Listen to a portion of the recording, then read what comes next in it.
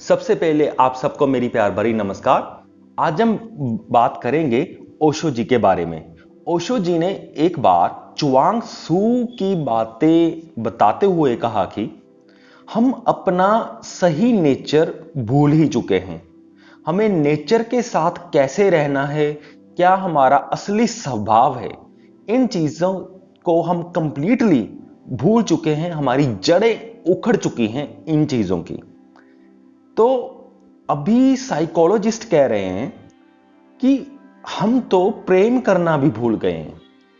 तो उनका मानना है कि हमें प्रेम करना भी सीखना पड़ेगा, क्योंकि एक्चुअल प्रेम क्या होता है हम भूल चुके हैं। इसीलिए मार्केट में बहुत सारी किताबें आ चुकी हैं, how to love and be loved.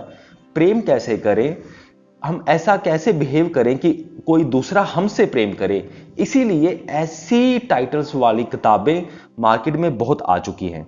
और फिर ओशो जी कहते हैं कि याद रखना कि जब भी आपको प्रेम सिखाया जाएगा तो उस प्रेम करने के रूल्स एंड रेगुलेशन सिखाए जाएंगे।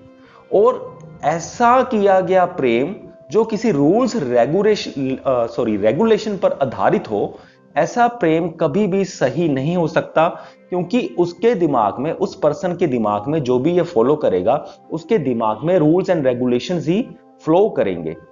तो जो प्रेम होता है वो नेचुरल होता है। तो ओवरऑल क्या बात हो रही है कि हम अपनी जो बेसिक लाइफ थी, जो हमारी जिंदगी की मूल चीजें थी, जैसे कि प्रेम, हम उसको ही भूलते जा रहे हैं। तो आगे ओशो जी अब कहते हैं, जो नेचुरल चीजें होती हैं वो सिखाई नहीं जा सकती। जैसे कि हमने अभी बात करी, प्रेम करना नहीं सिखाया जा सकता। इस बात को अगर गहराई से समझना है तो दूसरी एग्जांपल है कि हम किसी को सोना नहीं सिखा सकते। क्योंकि अगर हम किसी को यह सिखाएंगे कि सोना है तो पहले ये करो, दिमाग में ये सोचो, ये लेकर आओ, तो फिर ही आप सो पाओगे, इससे क्या होगा, एक्चुअल में हम उसे सोना नहीं सिखा रहे।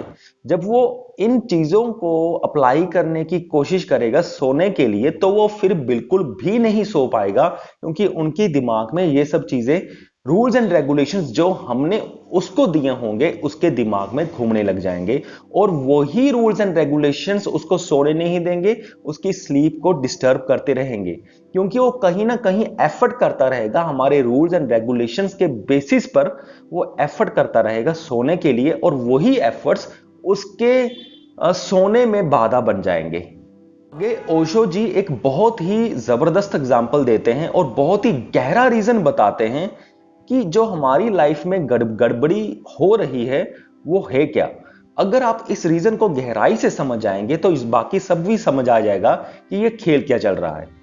तो अब ओशो जी कहते हैं कि वैसे जब तक हम बीमार नहीं होते तब तक हमें यह एहसास नहीं होता कि हमारा शरीर भी है।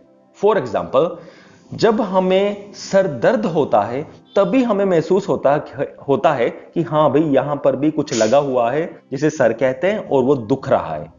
जब हमारी कोई आम दुख रही होती है तभी हमारा ध्यान जाता है कि हमारी आम है, ये दुख रही है लगातार, फिर हमारी चेतना यहां पर रहती है। तो ये क्या हो रहा है? तो ये यही हो रहा है कि जब हम हेल्दी होते हैं, जब हमें कोई दिक्कत होती ही नहीं है, तब हमें अपने बारे में बिल्कुल पता भी नहीं होता कि हमारा सर है या आर्म्स है या हमारा स्टोमक है या हमारा पेट है। अगर पेट दुखे तो तभी हमें महसूस होता है कि पेट लगा हुआ है, अदरवाइज हमारे दिमाग में ये सब चीजें होती ही नहीं। हम बिल्कुल नेचुरल फ्लो में चल रहे होते हैं। तो ठीक इसी तरह ओशो जी कहते हैं कि जो हमारी मानसिक समस्याएं हैं, जो हमारी आध्यात्मिक समस्याएं हैं, जो हमारी मूल जिंदगी की समस्याएं हैं, वो क्यों हैं? क्योंकि हम बीमार हैं।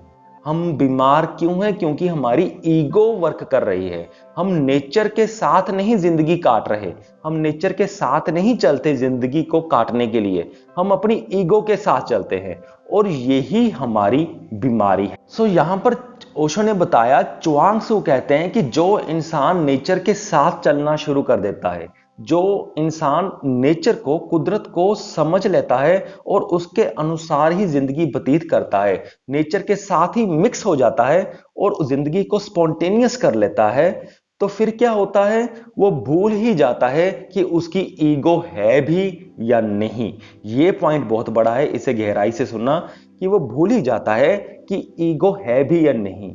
ठीक उसी तरह जैसे मैंने एग्जाम्पल में बताया, जब हमें सरदर्द नहीं होता तो तब हम भूल ही जाते हैं कि सर है या नहीं। तो ठीक उसी तरह जब नेचर के साथ इंसान अपनी जिंदगी को मिंगल्ड कर लेता है, उसके नेचुरल फ्लो में चलने लग जाता है, तब वो भूल ही जाता है कि ईगो है या नहीं। और जब वो भूल जाता है, सारी बीमारियों की जड़ जो हमारी लाइफ में होती हैं वो ईगो से ही उपजती हैं, यहां से ही ग्रो होती हैं। और जब यही रास्ते से हट हट गई तो हमारी सारी दिक्कतें हट जाती हैं। मुझे पूरी उम्मीद है कि आप सबको ये वीडियो समझ में आ गया होगा। इस वीडियो को देखने के लिए बहुत बहुत धन्यवाद। हमारे चैनल को सब्सक्राइब करना भी ना भूलिएगा। Thank you.